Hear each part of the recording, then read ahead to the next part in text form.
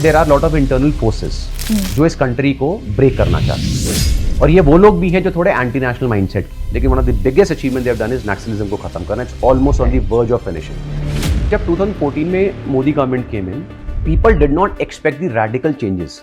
इन्होंने वो डिसीजंस ले लिए जो 70 साल से कोई ले नहीं पाया. जब Yogi ji became a chief minister, nobody expected anything. वो बोल रहे यार योगी है, भगवा पहन के घूमते, क्या करेंगे. उन्होंने जो करा कोई कर सका. अच्छा, ये पॉसिबल है तो भारत में भी ऐसे हालात हो सकते हैं? नहीं.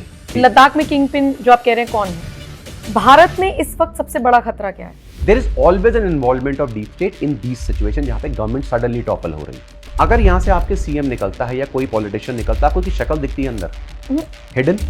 मैं आपको बताता हूँ, एक स्कॉर्पियो निकली बीच में जिसकी लाइट्स ऑन थी, अंदर शीशे खुले हुए थे और मोदी जी ने ऐसे हाथ रखा हुआ था बाहर. फिर मैंने कहा this is called the lion of the. ये स्टेटमेंट एक बार चाइना में जाके जरा बोलना, अगले दिन तुम्हारे माँ बाप अगले फिर 20 साल ढूंढते रहेंगे गया कहाँ ये. शुरू के 9 इनके terrorist basis destroyed, 11 airfields bomb, ठीक है, multiple aircraft shot down in the air on the ground. Proven fact है, खुद तो स्टेटमेंट दे रहे हैं आके इनके जो एयर मार्शल्स हैं. हमें योगी मॉडल अपनाना पड़ेगा.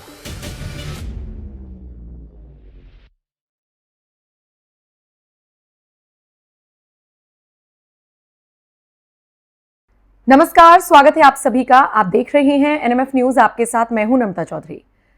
विपिन रावत का वो बयान आपको याद है जिसमें उन्होंने कहा था कि भारत 2.5 मोर्चे पर युद्ध लड़ रहा है? हो सकता है आपको वो याद हो सकता है 2.5 मोर्चे पर नहीं, जो प्रेजेंट सिचुएशन है वो मोर्चा और आगे बढ़ गया हो. यानी बाहर के साथ साथ भारत की जो इंटरनल ताकतें हैं, जो भारत को कमजोर करने की कोशिशें करती हैं, उनका जो पोटेंशियल है और बढ़ गया हो. ये सवाल मैं इसलिए उठा रही हूं, या ये मुद्दा इसलिए उठा रही हूं क्योंकि हम देख रहे हैं लद्दाख हो, उत्तर प्रदेश हो, कर्नाटक हो, अलग अलग जगह से बच्चों के सड़कों पर उतरने के वीडियोस, तो प्रोटेस्ट के वीडियोस, तो बहाना कुछ भी बस सरकार को घेरने के वीडियोस वायरल हो रही हैं. और फिर लद्दाख को तो हमने अभी देखा कैसे जलाने की कोशिश की गई और उसके पीछे कैसे वो जो पूरा एजेंडा चल रहा था वो सामने आया. आज का ये पॉडकास्ट बहुत खास होने वाला है इसी लिहाज से कि भारत को कहां कहां से खतरा है और कौन कौन सी वो फोर्सेस हैं, उन पर बात करेंगे. क्योंकि मेरे साथ एक बहुत स्पेशल गेस्ट आज मौजूद हैं, इंडियन एयरफोर्स के एक्स पायलट अक्षय चोपड़ा जी का स्वागत कीजिए. स्वागत है आपका sir. Thank you Namita ji, thank you. Akshay ji, सबसे पहले तो आप आए, बहुत बहुत शुक्रिया. आपके वीडियोस बड़े वायरल होते हैं.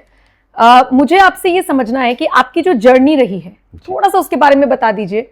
और उसके बाद ये जो MiG-21 रिटायर हुआ है, कैसे देखते हैं आप इसको?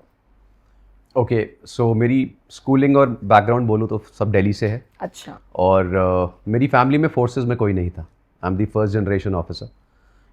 मेरी जो मदर थी वो नेशनल अवार्ड विनिंग एथलीट थी.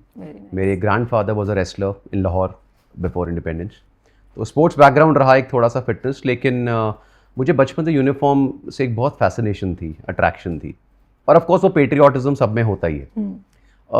तो पूरी जो मेरा सारा फोकस था, मुझे कोई इंजीनियरिंग वगैरह, मैं साइंस स्टूडेंट था लेकिन इंजीनियरिंग मेडिकल किसी में कोई इंटरेस्ट नहीं था. तो मैंने एग्जाम्स भी, जो कॉम्पिटिटिव एग्जाम्स भी थी, वो एक्चुअली सिर्फ एनडीए ही दिया. और आई थिंक मेरा सेकेंड अटैम्प्ट था. फर्स्ट तो सिर्फ मैंने 12th में देखने के लिए दिया. उसके बाद जब फाइनल दिया तो मैं सेलेक्ट हो गया and I clear the SSB and everything. फिर जब एनडीए में गए तो एक्चुअली लाइफ चेंज हो जाती है, क्योंकि वहाँ का environment is absolutely different, specially अगर आप फोर्सेस बैकग्राउंड से नहीं आते. तो उसने काफ़ी एक माइंडसेट चेंज करा, एक बहुत सारा एटीट्यूड, पर्सनालिटी पूरी चेंज हो जाती है. उसके बाद बिकॉज मैं एयरफोर्स में था तो मैंने सेलेक्ट करी थी एयरफोर्स यूपीएससी में. उसके बाद फिर मैं एयरफोर्स अकेडमी गया. वहाँ पे फ्लाइंग की ट्रेनिंग शुरू होती है और हमें फाइटर्स, ट्रांसपोर्ट्स और हेलीकॉप्टर्स में डिवाइड किया जाता है. तो मैंने जो था वो ट्रांसपोर्ट चूज़ किया था, बिग जेट्स. और फिर उसके बाद वहाँ से मेरी ट्रेनिंग बैंगलोर में, उसके बाद बड़ौदा, गुवाहाटी, डिफरेंट एरियाज़ में मेरी पोस्टिंग्स हुई, लुधियाना वगैरह. और वहाँ पे मैंने फ्लाई किया. जो मेरी लास्ट पोस्टिंग थी वो एक मिसाइल स्क्वाड्रन में थी, जो अभी भी आपने देखा होगा पिचोरा, जिसने ऑपरेशन सिंदूर में भी बहुत बड़ा रोल प्ले किया था. तो वो मेरी लास्ट पोस्टिंग थी मिसाइल्स में. और उसके बाद फिर मैंने रिटायरमेंट ले ली थी.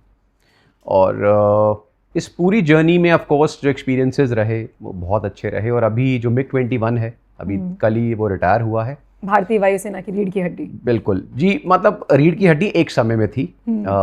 काफ़ी नॉस्टैल्जिक पल था, स्पेशली उन लोगों के लिए जो उसको फ्लाई कर चुके हैं, उस पर इंस्ट्रक्टर्स रहे हैं, उनके मेजर लाइफ उसी पे स्पेंड हुई है. आप बिल्कुल सही कह रहे हैं, एक समय में वो एक हमारी रीढ़ की हड्डी थी. और हमारी नहीं, दुनिया का सबसे ज़्यादा प्रोड्यूस किए जाने वाला सुपरसोनिक एयरक्राफ्ट वॉज MiG-21। 11,000 से ऊपर एयरक्राफ्ट प्रोड्यूस हुए हैं। एक समय में 60 से ऊपर कंट्रीज इसको फ्लाई करती थी। और रशिया की जो एंट्री थी लेट 1950s में पोस्ट वर्ल्ड वॉर, उसमें जो सुपरसोनिक में एक्चुअल एंट्री हुई थी रशिया की, वो MiG-21 से हुई थी। उससे पहले सबसे पहले उन्होंने MiG-19 बनाया था, लेकिन MiG-19 मास प्रोडक्शन में नहीं गया। ये पहला एयरक्राफ्ट था जिसको इतना मास प्रोड्यूस करा गया। और MiG-21 का कंसेप्ट भी इसी बेसिस पे था कि इसका डिज़ाइन बहुत सिंपल डेल्टा डिज़ाइन है, डेल्टा विंग डिज़ाइन है, और बहुत सिंपल इंस्ट्रूमेंट्स हैं, और इसी बेसिस पे डिज़ाइन किया था। जो पायलट होगा तो उसे फटाफट ट्रेन करेगा, जल्दी सीखेगा, बहुत कॉम्प्लिकेशंस नहीं, और इसे फ्लाई करके छोटे समय के लिए इसको फ्लाई करेगा। इसकी इंटरसेप्शन बहुत फास्ट थी, लेकिन बहुत छोटी एंड्योरेंस थी।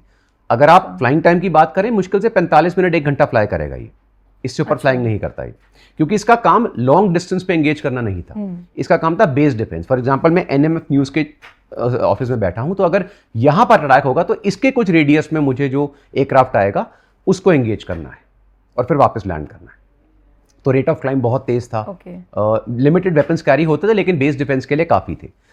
फिर एक टाइम आया जब ऑफकोर्स जैसे होता है कि आप इसको खींचते जा रहे हैं, तो फिर ये क्रैश होने शुरू हुए। उसके पीछे और भी रीजंस हैं। इसको हमने मॉडर्नाइज करा, हम बाइसन्स उड़ा रहे हैं, जो सबसे मॉडर्नाइज इसका वर्जन है एज कम्पेयर टू जब ये लॉन्च हुए थे, उससे बहुत मॉडर्नाइज वर्जन था बाइसन्स, MiG-21 बाइसन्स, जो हमने अभी लास्ट ऑर्डिनेंस से हम उड़ा रहे थे। लेकिन वही वाली बात होगी कि एक दारा सिंह जी जब 20 साल की उम्र में लड़ रहे थे, उनको 80 साल में आप एक्सपेक्ट नहीं कर सकते। सही बात। तो वही हो रहा था, इससे हम खींचे जा रहे थे। और हम कहने को तो इसको ऑलमोस्ट 800 से 900 एयरक्राफ्ट एयरफोर्स में मारे थे, लेकिन 400 के करीब क्रैश हो चुके थे। 200 से ऊपर पायलट्स हमने लूज़ करे पिछले 20 से 25 साल में। तो उसके बाद इसे जो फ्लाइंग कॉफिन का नाम दिया गया, तो कहीं पर एक नॉस्टैल्जिया भी था, लेकिन कहीं पर एक रिलीफ भी था कि फाइनली हम नेक्स्ट लेवल पे अब बढ़ रहे हैं। तो वो इमोशनल पल था आपके लिए? क्योंकि मैं शुभांशु शुक्ला को देख रही थी, जी, वो भी थोड़े से इमोशनल हो गए, तो मैं वो कनेक्शन बस समझना चाह रही हूँ। देखिए, हमने MiG-21 को, मैंने तो फ्लाई नहीं किया, मैं ट्रांसपोर्ट्स में था। हाँ। लेकिन ऑफ कोर्स हमने फ्लाई करते हुए बहुत देखा है, हमने पायलट्स देखे। तो आप ये समझ लीजिए, एयरफोर्स के सारे फाइटर पायलट्स सब जो हैं, अब तो करंटली सब नहीं है, लेकिन उससे पहले जितने भी थे वो सब MiG-21 से ही ग्रेजुएट करके निकलते थे। तो सबके लिए, जैसे मेरा एब्रोज है जो मैंने फ्लाई किया, वो भी रिटायर्ड हो गया। तो अब हम एब्रोज को खड़ा हुआ देखते हैं तो हमारे को भी एक नॉस्टैल्जिया आता है कि यार यही एयरक्राफ्ट रहा था, वो टेल नंबर है, ये मैंने फ्लाई किया था, ये लेग्स में फ्लाई करा। तो ऑफकोर्स जिसने लाइफ लॉन्ग ही उसमें मैक्सिमम स्पेंड करा है, 2-3 हज़ार घंटे उसमें फ्लाई करे हैं, उसके लिए इट्स नॉस्टैल्जिक। बिल्कुल। अच्छा, आपने अपनी जर्नी के दौरान ऐसे सिक्योरिटी चैलेंजेस देखे जिसको आपको लगा कि यार ये तो बड़ा खतरा है देश के लिए, ऐसा कुछ आपने फील किया? देखिए, क्या होता है जब आप फोर्सेस के अंदर होते हैं तो आपको हर एक सिचुएशन के लिए प्रिपेयर करा जाता है। हमारे सामने भी बहुत सारी सिचुएशंस आती हैं। फ्लाइंग के अपने चैलेंजेस हैं। फॉर एग्जांपल, एक ट्रांसपोर्ट के ना रोल्स बहुत ज़्यादा होते हैं। हेलीकॉप्टर के ट्रांसपोर्ट्स के बहुत रोल है, फाइटर्स के लिमिटेड रोल्स हैं। फाइटर्स का role is primary to engage the enemy, जो रेयर होता है। वो जब कोई कॉन्फ्लिक्ट या वॉर होगी तभी आएगा। लेकिन ट्रांसपोर्ट से हेलीकॉप्टर्स 24 घंटे एंगेज हैं। वो मेडिकल इवैक्यूएशंस भी कर रहे हैं, फ्लड रिलीफ में भी पार्ट ले रहे हैं, VIP कैरिंग भी हो रही है, बॉम्ब्स और वेपन्स भी कैरी कर रहे हैं, कैजुअलिटीज़ भी कैरी, बहुत सारे रोल्स होते हैं। पैरा ड्रॉप्स करते हैं हमारे जो स्पेशल फोर्सेस कमांडोज हैं एयरक्राफ्ट से, तो रोल्स बहुत सारे होते हैं। पठानकोट अटैक के समय मैं बिल्कुल पठानकोट में ही था 1 हफ्ते पहले। उसके बाद मैं हलवाड़ा आ गया, which is very close by, जो मेरी पोस्टिंग थी। और हमें याद है उस समय सिचुएशन बहुत टेंस थी, क्योंकि वार्निंग सारे एयरफोर्स स्टेशन पे थी कि और भी कहीं जगह अटैक हो सकते हैं।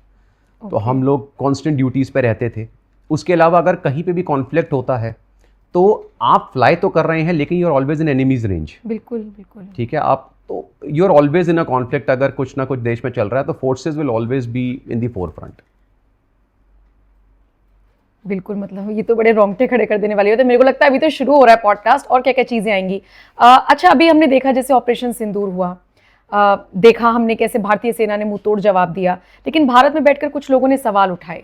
बुरा लगता है? नहीं, आदत पड़ गई है। देखिए, 140 करोड़ की जनता है, हर एक के अपने आइडियाज़ हैं। इसका हम थोड़ा बड़ा उस पर ले रहे हैं। मैं एग्जांपल देता हूँ। आप कोई भी पॉडकास्ट उठा लीजिए, कोई अच्छा वीडियो उठा लीजिए, ऐसा तो नहीं होगा सारे कमेंट्स पॉजिटिव होंगे, राइट? बिल्कुल। कई लोग ऐसे हैं, they know the art of taking out negativity from positivity. उनको पता नहीं कैसे निकाल लेते, अच्छी खासी चीज़ है लेकिन उसमें से कोई नेगेटिव पॉइंट ज़रूर निकालेंगे, राइट? तो ये लोग हैं जिनके ऊपर आप इतना सोच नहीं सकते, ठीक है? जैसे स्टीव जॉब्स ने बोला था ना, if you want to make everyone happy then sell ice creams. Okay, तो आप सबको खुश नहीं कर सकते, पहली चीज़। सेकंड क्या होता है, there are lot of internal forces जो इस कंट्री को ब्रेक करना चाहती है। जब हम हाफ फ्रंट वॉर की आप बात कर रहे थे, that half front war is internal enemies. तो वो हर सिचुएशन में जहां पर कंट्री अच्छा भी कर रही होगी ना, वहां पर भी वो नेगेटिव पॉइंट्स निकालेंगे। अगर आपकी इकोनॉमी बूम भी कर रही है किसी तरह से, आपकी इन्फ्लेशन कम है, तो वो कोई ना कोई, अरे इससे क्या फर्क पड़ता है, पर कैपिटा तो इतना है, जबकि वैल्यूज सारी इंप्रूव हो रही हैं। लेकिन वो क्या करेंगे, वो निकालेंगे छोटे छोटे पॉइंट्स, ताकि आपको बेसिकली कॉन्फिडेंस डाउन हो, दिखाने के लिए नहीं जी बर्बादी हो रही है, कंट्री यूजलेस कंट्री है, इकोनॉमी फेल हो रही है। हम लोगों से क्या एक्सपेक्ट करें, हमारे सम अमेजिंग पॉलिटिशियंस ही ओपन बोल रहे होते हैं। तो मैं आऊंगी उस मुद्दे पर, लेकिन मैं अक्षय चोपड़ा जी के बारे में आपको बता दूं और विस्तार से। पूर्व इंडियन एयरफोर्स पायलट हैं जिन्हें स्क्वाड्रन लीडर के रूप में कमीशन किया गया, नेशनल डिफेंस एकेडमी और एयरफोर्स एकेडमी के ग्रेजुएट हैं। हालांकि उन्होंने ये बात बता दी है, और डिटेल में बताती हूं, अब जो बात है वो सुनिएगा। आईएएफ में उन्होंने पायलट के रूप में सेवा की और एयरफोर्स बॉडी बिल्डिंग टीम के कैप्टन रहे। रिटायरमेंट के बाद वो health and fitness trainer, motivational speaker, लेखक और we are stupid fitness brand के फाउंडर बन गए हैं। आप किताबें भी लिख चुके हैं मोटिवेशन पर। तो अब मुझे ये बताइए, ये बॉडी बिल्डिंग टीम का कैप्टन मतलब, तो मैंने बताया वैसे फिटनेस तो जरूरी होती है, लेकिन तो मेरा बताया ना, मेरा बैकग्राउंड स्पोर्ट्स था। और जब मैं एयरफोर्स में भी आया तो मैं एक्टिवली अपनी वेट ट्रेनिंग और जो हम करते थे स्पोर्ट्स में, मैं ट्रैक एंड फील्ड में था, तो स्ट्रेंथ ट्रेनिंग हमारा एक पार्ट था और वो मेरा एक रियल पैशन भी रहा शुरू से। तो फोर्सेज में भी डे 1 से मैं करता रहा, अपनी प्राइवेट स्ट्रेंथ ट्रेनिंग मेरी चलती रही। मुझे याद है मेरी पहली पोस्टिंग हुई थी बड़ौदा। उस समय फ्लाइंग बहुत ज़्यादा थी, because you are young flying officer. और वो जो स्क्वाड्रन था मेरा बड़ौदा में, that was very busy squadron, मतलब डे नाइट फ्लाइंग होती थी। और because we were new pilots, तो हमारे लिए ट्रेनिंग भी बहुत इंपॉर्टेंट थी, हमारे लिए एक्सपीरियंस लेना था उसमें, तो बहुत घंटे मिलते थे फ्लाइंग के। वहाँ पर मुझे याद है मैं वर्कआउट करने के लिए बाहर जाता था जिम में एक, और एक दिन मैं वर्कआउट कर रहा था तो कुछ ट्रेनर्स ने मुझे अप्रोच किया कि सर आप बॉडी बिल्डिंग में कम्पीट क्यों नहीं करते। मैंने कहा यार देखो, I know about this sport, लेकिन मैंने कभी पार्ट नहीं लिया है, मैं ट्रैक एंड फील्ड में रहा हूँ और सब चीज़ें। कह रहा देखो सर, बिकॉज आप इतने सालों से स्ट्रेंथ ट्रेनिंग कर रहे हो तो आपका बेस बहुत अच्छा बना है, अभी अगले 8 से 10 महीनों बाद मिस्टर बड़ौदा होने वाला है, आप हमारी तरफ से खेलो। तो मैंने कहा आई नीड हेल्प। कह रहे डोंट वरी, हम आपको गाइड करेंगे कि कैसे पोजिंग करनी है, क्या क्या आपको चीज़ें चाहिए। And they really help me these guys. And मुझे याद है मैंने पहला अपना कंपटीशन खेला था, first ever was mister Baroda, and I won a gold medal there. और जब वो हुआ तो ऑब्वियसली एयरफोर्स टीम ने नोटिस, हमारी जो एयरफोर्स की बॉडी बिल्डिंग टीम थी, आर्मी एयरफोर्स की, रेलवेज की, these are one of the best teams, navy वगैरह की। तो एयरफोर्स टीम में ना ऑफिसर्स नहीं होते, मतलब it's the rarest of the thing. अच्छा, हिस्ट्री में भी बहुत रेयर हुआ है। अब मैं वहाँ पे जब उन्होंने मुझे कॉल किया, पहले कमांड लेवल पे मैंने वहाँ कॉम्पिटिशन्स जीते, फिर मुझे एयरफोर्स टीम में बुलाया गया, because I was an officer, तो I became the captain representative of the team. और उस समय जब टीम में 2 देवर मेन जितने भी थे, and they were very junior to me in ranks, but that doesn't matter, sports में एवरीबडी इज इक्वल, फोर्सेज में भी। और जो मेरे कोचेज रहे, मतलब they were legends in their own times, मतलब प्रसाद कुमार अगर किसी ने नाम सुना हो, 15 टाइम्स मिस्टर इंडिया, ऐसे ऐसे लेजेंड्स थे। तो बहुत एक्सपीरियंस मिला। और अगले 4-5 साल मैंने जितने भी कॉम्पिटिशन्स खेले मैं सारे जीता, मतलब 3 बार मिस्टर बड़ौदा, 3 बार मिस्टर गुजरात, सर्विसेज, नेशनल्स, करता रहा। तो काफ़ी अच्छे लेवल पे पहुंच गए। I was the only officer in all the 3 services who was in body building.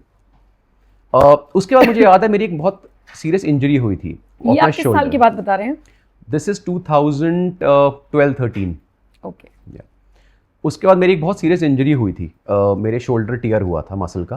Okay. और वो वर्स की हो गई क्योंकि उस टाइम जोश बहुत होता था, और मैंने उस टियर के साथ भी कंपटीशन खेला, उसमें भी मेरा गोल्ड आया था, लेकिन वो और वर्स हो गई इंजरी। तो एक बहुत फेमस डॉक्टर थे, ऑर्थो थे एयरफोर्स के, एंड ही ट्रीटेड मी। तो उन्होंने मुझे, he said the right thing, मुझे पता ही था कि यार देखो, आई हैव स्टेज्ड एवरीथिंग, अगर तुम चाहो तो तुम 1-2 साल रेस्ट थोड़ा करके धीरे धीरे वापस भी आ सकते हो, लेकिन इतनी सीरियस इंजरीज के बाद जनरली ओल्डर एजेस में आर्थराइटिस का खतरा उस पर्टिकुलर जॉइंट में बहुत बढ़ जाता है अगर उसे बहुत हम पाउंड कर रहे हैं। तो I took a step back from फिर कॉम्पिटिटिव बॉडी बिल्डिंग। लेकिन उस समय तक उस समय इवन ड्यूरिंग बॉडी बिल्डिंग मेरा फोकस स्टडीज़ पे बहुत था, फिटनेस के ऊपर, nutrition, fitness, strength and conditioning. तो मैंने इंटरनेशनली जितने इस टाइम इंडिया में इंटरनेशनल कोर्सेज होते थे, मैंने सारी सर्टिफिकेशंस करी। There was no certification left, but I was not very satisfied करने के बाद भी। तो what I started doing was independent research and study, secondary research, her topic को उठाना, उसको डीप उसमें स्टडी करना। फिर मैंने राइटिंग जो था, साथ साथ आर्टिकल्स मैगजीन्स के लिए। उस समय वो वेबसाइट, अभी नेट ओपन होना शुरू हुआ था, तो lot of blogs for lot of websites and books वगैरह लिखनी शुरू करी and so this is how and then after I retired 2017 was the year premature लिया मैंने I took voluntary then I started my channel we stupid and then उसके साथ साथ जो मेरा बिजनेस था which I started in 2020 was my brands mango herbs and capity जो अब हैं that's how everything Guru okay एक पर्सनालिटी और बहुत सारी चीजें लोगों को जानने का मौका मिल रहा है। अब वापस आते हैं इस मुद्दे पर जो मैंने छोड़ दिया था। बिल्कुल आपने ठीक कहा कि हमारे यहाँ पर कई सारे ऐसे पॉलिटिशियंस हैं जिनके ऊपर कई बार आरोप लगता है कि वो उनकी बयानबाजी से डायरेक्टली और इनडायरेक्टली हमारे दुश्मनों को फायदा होता है। ये कितना खतरनाक है हमारे लिए? देखिए, अगर रूट्स ही खराब हों तो पेड़ जितना भी अच्छा बाहर से दिखे वो अंदर से खराब हो जाएगा, इसमें तो कोई डाउट नहीं है। और हमें ये ब्लैक एंड वाइट है कि देखिए politics is a very dirty game. हम ये नहीं बोल सकते ये पॉलिटिशियन बिल्कुल साफ सुथरा पॉलिटिशियन है, ऐसा होता ही नहीं है। थोड़ी बहुत जैसे बोलते हैं आटे में नमक तो हर जगह चलता है, लेकिन कई लोग ऐसे हैं जिनका एजेंडा ही इस कंट्री को ब्रेक करना है और वो बहुत क्लियरली दिखता है। जो शुरू से ही अगर आप ये पूछे कि आपने अपने पूरे करियर में डेवलपमेंट के लिए क्या करा है, एक्चुअली में क्या चीज़ अचीव करी है except for this stupid statements, कोई आंसर नहीं। ये डेंजरस इसलिए हो जाता है बिकॉज बहुत बड़ा ऐसा तबका है हमारी कंट्री में जो इन लोगों से बहुत इन्फ्लुएंस होता है, कहीं ना कहीं गलत तरीके से इन लोगों को आइडल मान लेता है। और ये वो लोग भी हैं जो थोड़े एंटी नेशनल माइंडसेट के, बिल्कुल, जो मानना चाहते हैं वही आइडल मानेंगे। बिल्कुल। और ये अब जैसे मैंने बताया 140 करोड़ की जनता है, तो number of people of such ideology वो भी बहुत होगा। बिल्कुल। तो इसलिए लोगों को कहीं ना कहीं पॉलिटिशियंस को सपोर्ट भी मिलती है कि जितना हम एंटी जो भी गवर्नमेंट है रूलिंग उसका स्टैंस लेंगे, जितना एंटी इंडिया बोलेंगे, जितना एंटी अगर कोई चीज़ सही हो रही है उसका अगेंस्ट जाएंगे, तो शायद ये लोग हमें और सपोर्ट करेंगे, उनको मिलता है सपोर्ट। तो इट इज़ वेरी डेंजरस, क्योंकि जो टॉप पे बैठा है अगर वही ऐसी हरकत करेगा तो लोगों को तो शय मिलेगी। जैसे हमने लद्दाख में देखा, अभी रिसेंट एग्जाम्पल वही है, लेह जला, वहां पर 4-5 लोगों की मौत की खबर आई, 60 से ज्यादा लोग वहां पर घायल हो गए। सोनम वांगचुक की भूमिका पर सवाल उठे, गृह मंत्रालय ने कहा कि उनके भड़काऊ भाषण की वजह से सारी चीजें हुई। क्या इसका फायदा चाइना और पाकिस्तान को नहीं होगा? ये तो बाहरी खतरा बता रही हूं, इंटरनल जो लोग प्लानिंग कर रहे थे उनकी तो बात ही क्या कर सकते हैं। देखिए, जैसे आपने अभी स्टेटमेंट दी थी रावत सर की कि 2.5 फ्रंट, वो एक्चुअली अब 2.5 नहीं है, वो 3.5 फ्रंट वॉर है। वही आप वाली बात मैंने शुरू में रिपीट कर दी जी, वो जो 3.5 भी कैसे है, ऑफ कोर्स पाकिस्तान चाइना हमारा शुरू से एक पाकिस्तान तो एनिमी ही रहा है, चाइना को मैं एनिमी भी मानूंगा लेकिन एक हेल्दी कॉम्पिटिटर भी मानूंगा। मैं चाइना को सच में बहुत एडमायर करता हूँ, इररिस्पेक्टिव कोई भी बोले, और इवन हमारे टॉप पॉलिटिशियंस भी एडमायर करते हैं क्योंकि वो अपनी कंट्री के लिए बहुत ट्रू है। वो कहता है भाई मैं किसी के भी कुछ भी करने को तैयार हूं, मेरे को अपनी कंट्री को डेवलप करना है, go to China, it's way ahead in lot of things. तो वो हमारे लिए एक हेल्दी कॉम्पिटिटर है, हमें वो लेवल अचीव करना है। हम जो डिफेंस में पुश करते हैं, हम ये नहीं सोचते, एक समय में हमारी फोकस होता था पाकिस्तान, वो खत्म हो गया, हमारा फोकस इज नाउ चाइना, उस लेवल पे डेवलप करना है। तो हेल्दी कॉम्पिटिटर, वो हमारी ट्रेड भी मिलियन डॉलर्स की चल ही रही है। थर्ड एक नॉनसेंस सा पैदा हो गया है, टाइम पास, बांग्लादेश, इरिटेंट बोलूंगा, बांग्लादेश। करना धरना कुछ नहीं है इन्होंने, बस वो खड़े हो गए। उसके बाद जो हाफ फ्रंट है दैट इज द इंटरनल, हमारे जो एनिमीज हैं, जो एंटी नेशनल एलिमेंट्स हैं, उसमें एक बहुत बड़ा प्लस पॉइंट जो बीजेपी गवर्नमेंट की मैं सबसे बड़ी अचीवमेंट मानूंगा। ऑफ कोर्स हम बात करते हैं 370 and all which is great, लेकिन one of the biggest achievement they have done is Naxalism को खत्म करना। It's almost on the verge of finishing. लोग इसकी अगर उसकी स्टडी करें, नक्सलिज्म की जो बेल्ट थी पूरी, वो इतनी बड़ी थी, हजारों लाखों जो नक्सल्स एक टाइम पे ऑपरेट करते थे, they were damaging the country like anything, that is all finishing. तो ये सारे जो एलिमेंट्स और ऐसे बहुत हैं जो कंट्री को ब्रेक करना चाहते हैं। और यहाँ पर हुआ क्या कि जब 2014 में Modi government came in, people did not expect the radical changes. उन्होंने सोचा यार जैसे हर गवर्नमेंट आती है इस कंट्री में, आएगी, थोड़ी सी बातें करेगी, कुछ दो चार पॉलिसीज अप्लाई करेगी, चली जाएगी। इन्होंने वो डिसीजंस ले लिए जो 70 साल से कोई ले नहीं पाया, और लिए ही नहीं, इंप्लीमेंट करे और करके भी दिखा दिया।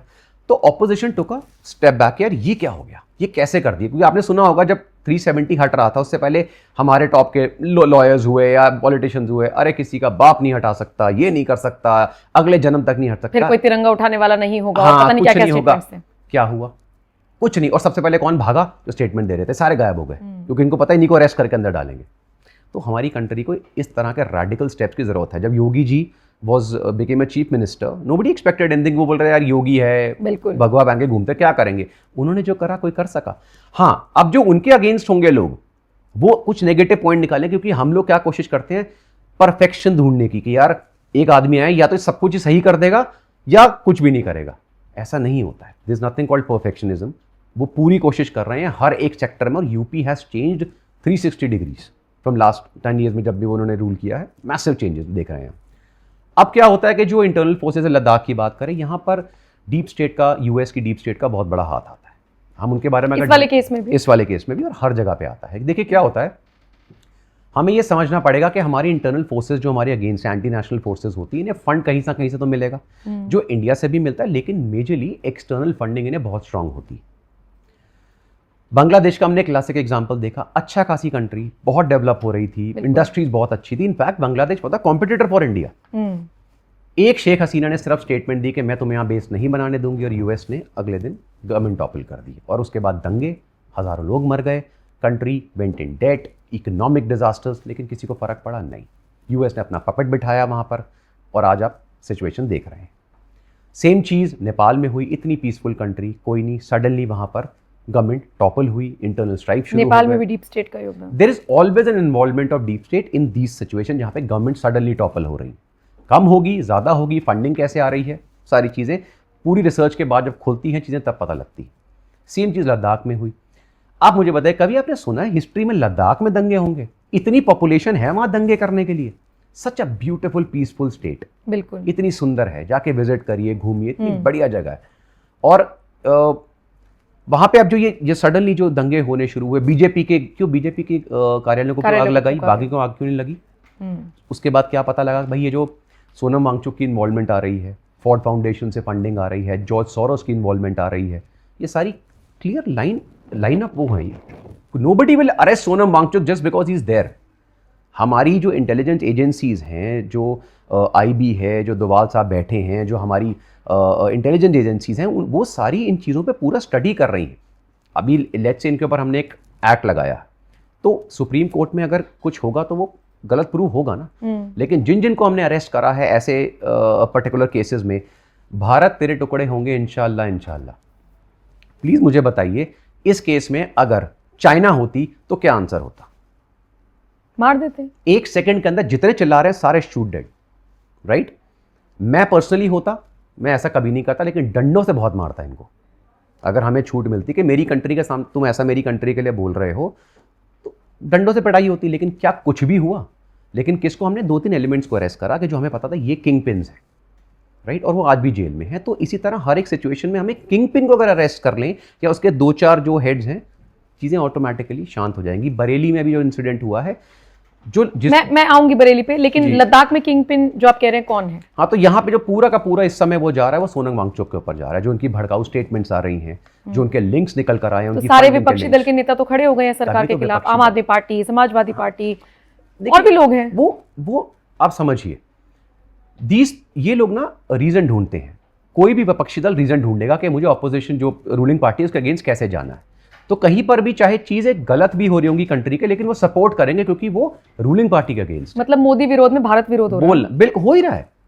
मैंने एक बड़ी, मुझे ना लोग आजकल एक नया ये भी सोशल मीडिया, गोदी मीडिया, अंधभक्त, अच्छा वो राहुल गांधी को फॉलो कोई वो कर रहा तो वो चमचा, ऑल द स्टूपिड वर्ड्स जो फैले हुए हैं। मैं मोदी जी को, मैं आपको बताता हूं, मैं बड़ौदा पोस्टेड था एंड मैं अपने एयरफोर्स स्टेशन वापस जा रहा था। उस टाइम मेरे पे बुलेट होती थी एक, तो तो पुलिस वाले ने मुझे रोका कि सर 10 मिनट रुकिए, यहाँ से ना सीएम निकलना, ठीक है? तो आई वाज स्टैंडिंग एंड वो कॉन्वॉय जो जाता है, अब अगर यहाँ से आपके सीएम निकलता है या कोई पॉलिटिशियन निकलता है, आपको की शक्ल दिखती है अंदर हिडन? मैं आपको बताता हूँ, एक स्कॉर्पियो निकली बीच में जिसकी लाइट्स ऑन थी, अंदर शीशे खुले हुए थे और मोदी जी ने ऐसे हाथ रखा हुआ था बाहर, और वो ऐसे, मैंने कहा this is called the lion of the country. तो जब वो बने ना, तो जिन लोगों ने उनकी वर्किंग देखी है, जिस तरह उन्होंने गुजरात को ट्रांसफॉर्म किया था, क्योंकि मैंने गुजरात को ऑलमोस्ट 6-7 साल में वहाँ रहा हूँ, मैंने उसकी ट्रांसफॉर्मेशन देखी है, उसमें डेवलपमेंट देखी। उन्होंने अपने को 15 साल चीफ मिनिस्टर रह के प्रूव करा, तब वो आए और यहाँ पे भी प्रूव करा। अब प्रॉब्लम क्या है, आप उनके अगेंस्ट ना केसेस निकाल नहीं पा रहे हो। भाई किस चीज़ का निकालोगे? करप्शन है ही कुछ नहीं बैकग्राउंड में। 2 बेडरूम के घर में मदर रह रही थी बेचारी, ठीक है, भाई अभी भी पेट्रोल पंप पे काम कर रहा है। योगी जी के अगेंस्ट क्या निकालोगे? करप्शन के केसेस नहीं। तो जिनकी लालच ही नहीं है, जिन्होंने करप्शन करनी नहीं, जो इस प्रो कंट्री हैं, जिनकी विवेकानंद जैसों की जो हमारे गुरु हैं, उनकी फिलॉसफीज पे वो चल रहे हैं, आप उनपे कुछ, तो फिर आप क्या करोगे? फिर आप वियर्ड से पॉइंट्स निकालना शुरू करोगे, आप उनके अगेंस्ट स्टेटमेंट, गलत मिसकंसेप्शंस फैलाना। तो ये देश की जनता को कौन बताएगा ये सारी चीजें? आपको कितने लोग सुन पाएंगे एक बार में? कितने लोगों तक आपकी बात पहुंच पाएगी? ये सवाल मैं इसलिए पूछ रही हूँ क्योंकि जो ये सोनम वांगचुक वाला पूरा केस हुआ तो वहां से कुछ आवाज उठी कि जिन्होंने जमीन दे दी है चाइना को उनके खिलाफ कोई नहीं बोल रहा है, जो बता रहा है उसे गिरफ्तार कर लिया। फिर लोगों को समझना चाहिए कि कांग्रेस राज में गई है जमीन कि कब गई है। 30,000 स्क्वायर किलोमीटर किसने दिया था? मैंने कि नेहरू जी ने? हमारी कंट्री सबसे वीक कब थी? किस समय हमारी कंट्री जो वॉर हारी हमारी कंट्री 62 में, क्यों हारी? Because of weak army chiefs, because of weak politicians. हाँ, weak army chief, because army chiefs were not, भाई आपने जब उनको एम्पावर ही नहीं करा, ठीक है, उन्होंने डिस्कस, मानिक शॉ ने क्या स्टेटमेंट दिया, अगर मैं आर्मी चीफ होता I would have not let this country lose. 71 में, अब देखिए कहीं पर मैंने क्या बोला, मैं कांग्रेस विरोधी नहीं हूं या मैं बीजेपी से, ऐसा नहीं है। उस समय इंदिरा गांधी ने जो स्टैंड लिया 71 में, क्या वो सबने अप्रिशिएट नहीं करा? क्या वो वाजपेयी जी ने अप्रिशिएट नहीं करा? क्या वो मानिक शॉ ने आज भी जो, जैसे जनरल बख्शी वगैरह को भी आप सुनते हैं जिन्होंने उस वॉर में डायरेक्ट पार्ट लिया, वो क्या बोलते हैं कि we had a very strong prime minister then. लेकिन उसके बाद उन्होंने फिर कुछ इंटरनल चीजें ऐसी करनी शुरू करी जिसकी वजह से वो जो सारा उन्होंने पुण्य भी करा था वो पाप में कन्वर्ट हो गया, राइट? तो इसी तरह से जिसने जो अच्छा काम करा है उसकी अप्रिसिएशन उसको लाइफ लॉन्ग मिलेगी, इसमें कोई डाउट नहीं। लेकिन अभी अगर कोई अब हमारे कंट्री में क्या हो गया है कि प्रोपेगेंडाज जो हैं, टूल किट्स जो हैं, वो इतनी, क्योंकि सोशल मीडिया पे कंट्रोल नहीं है, लोग एक छोटी सी गलतफहमी है उसको ऐसे फैलाते हैं, बाद में पता लगता है यार ये तो पूरी का पूरा प्रोपेगेंडा है, फर्जी था। ऑपरेशन सिंदूर के बाद में मैं बहुत सारे चैनल्स पे था दिन रात इसी टॉपिक पे, और आप एक चीज़ नोट करेंगे, मैंने उन चैनल्स पे एक लाइन बोली, इंडिया हमेशा जीतेगा लेकिन प्रोपेगेंडा वॉर हम हमेशा हार जाते हैं, क्योंकि पाकिस्तान के पास काम तो करने कुछ नहीं है लेकिन प्रोपेगेंडा में पूरा पैसा खर्चते हैं। आज भी आप देखिए हर रोज नए डॉक्यूमेंट्स निकल कर आते हैं कि रॉ काम ने डॉक्यूमेंट पकड़ा है, मतलब वो अलग बात है कि स्पेलिंग मिस्टेक भी ठीक नहीं होती इनसे, ठीक है। तो इसी तरह ये जो प्रोपेगेंडास हमारे यहाँ फैलते हैं, मैं ना यूथ को यही बोलता हूँ, देखो यार तुम किसी को भी सपोर्ट करो कोई फर्क नहीं पड़ता, but somewhere down the line please firstly study more, know about the people, and second country के अगेंस्ट मत जाना। ये जो चीज़ें हो रही हैं कंट्री के, Ladakh is not some alien state, it is a part of our country. अगर तुम्हारे बॉडी का कोई पार्ट जल जाता है तो दर्द पूरे बॉडी में होती। सो मेक श्योर दैट कोई भी ऐसा इंसिडेंट होता है ना, उसमें रूलिंग पार्टी को सबको ब्लेम करने की जगह उसके बारे में स्टडी करो एंड पार्शियल, क्योंकि अगर दिमाग में इम्पार्शियल वो है कि भाई नहीं कुछ भी हो मुझे तो बीजेपी को अपोज करना ही करना है, तो एक अलग बात है, फिर तो कुछ नहीं हो सकता। हाँ, भारत में इस वक्त सबसे बड़ा खतरा क्या है? सबसे बड़ा मतलब घुसपैठ है, एक पर्टिकुलर कोई समुदाय है, या बहुत सारे लोग अलग अलग अपनी राय रखते हैं। आपसे पूछना चाह रही हूँ, आपके लिहाज से, सिक्योरिटी के लिहाज से सबसे बड़ा खतरा क्या नजर आता है? अगर मैं एक्सटर्नल एनिमीज को हटा दूं, जिनको मैं डायरेक्ट अभी इमीडिएट थ्रेट नहीं मानता, बहुत बड़ा थ्रेट है लेकिन ऐसा नहीं है कि हम हैंडल नहीं कर सकते, मैं बोलूँगा जो इंटरनल हमारे एंटी नेशनल एलिमेंट्स हैं, जो डीप स्टेट की इन्वॉल्वमेंट बहुत ज़्यादा बढ़ गई है। और उनको चुना कैसे जाएगा? सेलेक्ट मतलब मैं ये क्वेश्चन, चुना मतलब कैसे कह रहे हैं? मतलब कैसे पता चलेगा कि ये भारत के विरोधी हैं? किसी एक नेता के बयान से, किसी एक आदमी के बयान से, उनकी स्टेटमेंट से। आप देखिए एक गधे को पहचानने की जरूरत नहीं होती, वो जब मुंह खोलेगा तो पता लग जाएगा वो गधा। तो जब सोशल मीडिया के ऊपर आप कुछ वियर्ड से पॉलिटिशियंस या उनकी अजीब सी स्टेटमेंट सुनेंगे जिनका ना तो कोई लॉजिक बनता है, जो अपनी ही फोर्सेस के ऊपर सवाल उठाते हैं, जो हर जगह अपनी कंट्री को बाहर देखिए मेरे घर में अगर लोगों के घर में झगड़े होते हैं, राइट, हमारे आपस में भी सबके होते हैं घरों में, लेकिन एक स्टेटमेंट ना हमारे एल्डर्स बोलते थे, बेटा घर का झगड़ा घर में रखो, बाहर नहीं नुमाइश करनी होती। लेकिन जो बंदा बाहर जाके आपकी कंट्री, हमारी कंट्री बर्बाद हो चुकी है, इकोनॉमिकली खत्म हो गई है, India is a failed state, आप ये स्टेटमेंट जाके इंटरनेशनल लेवल पे, कभी चाइना की ऐसी कोई स्टेटमेंट सुनी है क्या? यूएस की सुनी या रशिया की सुनी है? किसी कंट्री की सुनी है आपने ऐसी stupid statements despite of the fact? और अच्छा अगर नहीं सुनी, क्या दुनिया में कोई परफेक्ट कंट्री है जहाँ प्रॉब्लम्स नहीं है? जब ऐसी कोई कंट्री ही नहीं है तो फिर आप क्या, उन्होंने स्टेटमेंट्स ऐसी दी? नहीं। उनके ऑपोजिशन वाले भी पार्लियामेंट में एक दूसरे के अगेंस्ट बोलते हैं, लेकिन वो बाहर के प्लेटफॉर्म पे जाकर चिल्लाते नहीं है कि हमारी कंट्री बर्बाद हो गई, ये फेल्ड स्टेट है। ये एलिमेंट्स को पहचानो। मतलब वो लोग जो नेपाल में जब जेनजी रेवोल्यूशन हुआ तो जो हवाला दे देकर यहाँ कह रहे थे कि यहाँ भी ऐसा हो, बिल्कुल, जो सोशल मीडिया पे सम कार्टून इन्फ्लुएंसर्स जो आ गए थे, ठीक है, जो चिल्ला रहे थे कि ये तो इंडिया में भी हो सकता है, जागो इंडिया को भी, अब क्या करने की कोशिश कर रहे हो? अब यहाँ पर मैं एक्चुअली, हमारी कंट्री ना डेमोक्रेसी है, तो यहाँ पे मैं इनको बोलता हूँ कि ये स्टेटमेंट एक बार चाइना में जाके जरा बोलना, अगले दिन तुम्हारे माँ बाप अगले फिर 20 साल ढूंढते रहेंगे गया कहाँ ये। लेकिन हमारे यहाँ क्या खुली आज़ादी है, कोई बात नहीं, बोल लो। मतलब जो यहाँ के जो पॉलिटिशियंस चाइना करते हैं उनको चाइना से ये बात सीखनी चाहिए। चाइना से कुछ नहीं सीखते हैं कि क्या नहीं बोलना है। आपको पता है चाइना में सारे mosque have been shut down and they have been converted into bars and restaurant. क्या हमारे यहाँ के मुस्लिम्स को ये पता है? क्या पाकिस्तानी बेवकूफ़ों को ये पता है?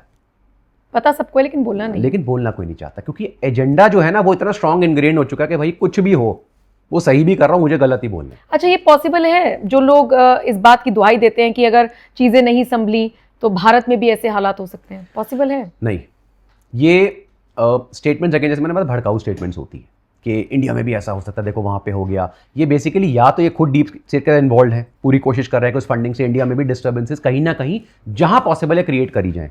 तो 3-4 राज्यों में जेंजी उतरे सड़कों पर। हाँ, तो ये नहीं, फिर उसके बाद क्या होगा, उनको पता लग गया ना क्या होगा यहाँ पे। लेकिन अगर आप ओवरऑल सिनेरियो देख के बोले इस कंट्री में, नहीं, ऐसा कभी भी नहीं होगा, क्योंकि हमारी इंटरनल जो फोर्सेज हैं सारी, मैं बोलूँ चाहे हम पुलिस की बात करें, पैरामिलिट्री, हमारी defence forces, they are way too strong to handle such situations.